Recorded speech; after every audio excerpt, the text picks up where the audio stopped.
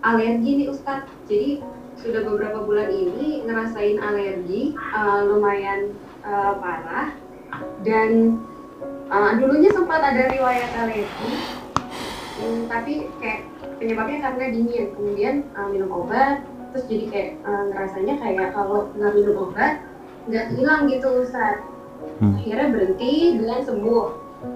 Sekarang beberapa bulan ini muncul lagi alergi, tapi nggak jelas nih Ustadz penyebabnya apa. Tahu-tahu yang sampai sebagian itu keluar bentol-bentol besar gitu. Nah, dan itu nggak menentu, bisa timbul dan tenggelam di tempat yang berbeda-beda gitu. Nah, itu biasanya penyebabnya apa ya? Ada yang bilang karena autoimun, ada yang bilang karena itu sebagai sinyal bahwa tubuh kita itu lagi nggak sehat gitu. Sebenarnya ada sinyal untuk dikasih tahu ke kita gitu. Nah, apa sih jurus sehat ala Rasulullah untuk yang alergi seperti ini, Ustaz? Nah, ya. Langsung dijawab aja nih. Baik, Bismillah. Ya, jadi gini, teman-teman pahami ya bahwa sebenarnya banyak sekali masalah-masalah dalam tubuh kita ini akarnya itu ada pada pencernaan. Akarnya ada pencernaan. Jadi kalau mungkin lebih gampangnya tuh saya nyebutnya itu mungkin kebocoran usus lah, atau mungkin leaky gut ya. Salah satunya ya.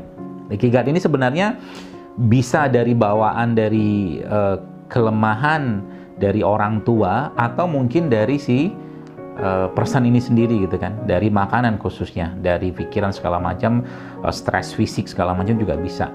itu di trace dulu masalahnya apa, dan salah satu dan banyak sebenarnya penyebab leaky gut. Itu teman-teman itu lihat aja, di browsing aja penyebab leaky gut itu kan, nanti ketahuan tuh dari obat-obatan, mulai dari apa macam-macam lah gitu kan, seperti itu.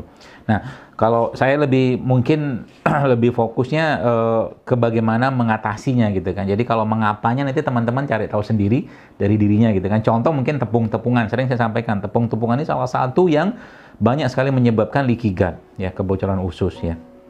Atau mungkin juga beberapa jenis apa tuh namanya ya, obat-obatan tertentu juga bisa menyebabkan itu. Nah, apa yang bisa kita lakukan untuk memperbaikinya? Jadi kalau saya pribadi ya paling gampang itu ya puasa.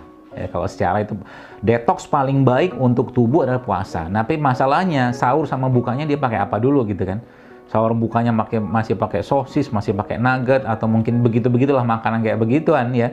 Nggak ngikutin kakak Dewi Sandra yang makan tempe sama kurma.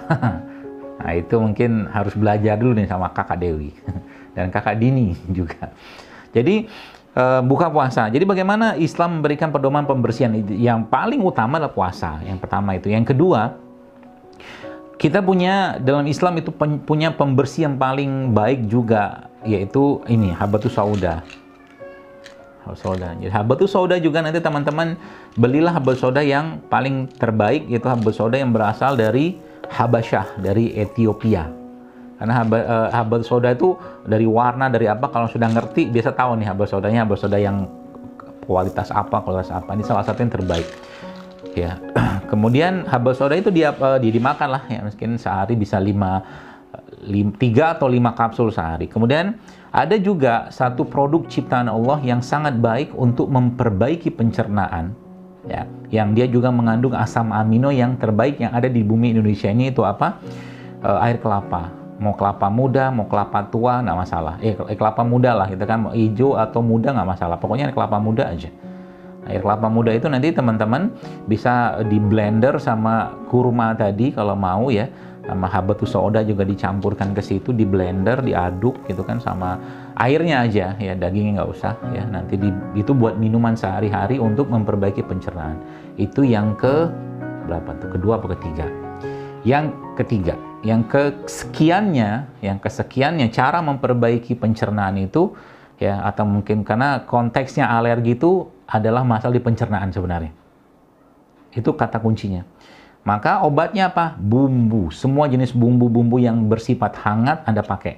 Jahe, bumbu hangat ya, ingat kata saya. Bumbu yang hangat itu seperti jahe, ada kayak jahe, kapulaga, bunga lawang, kemudian apalagi tuh lengkuas, serai gitu kan, panas tuh sifatnya itu. Itu dia bisa memperbaiki pencernaan. Ya, itu juga bisa. Jadi itu sudah banyak, termasuk ya madu mah jangan tinggal lah. Insya Allah sih hilang sih ya, karena kalau sudah benar perutnya yang masuk udah benar dari sisi makanan ya, kemudian apa tuh namanya dari sisi tadi apa herbal segala macam itu, insya Allah kan dia benar sendiri sebenarnya. Jadi kalau dulunya Anda tidak alergi, sekarang jadi alergi, berarti ada penyebab. Nah, penyebab ini di-cut ya, seperti itu. Demikian mungkin Allah a'lam bishawab.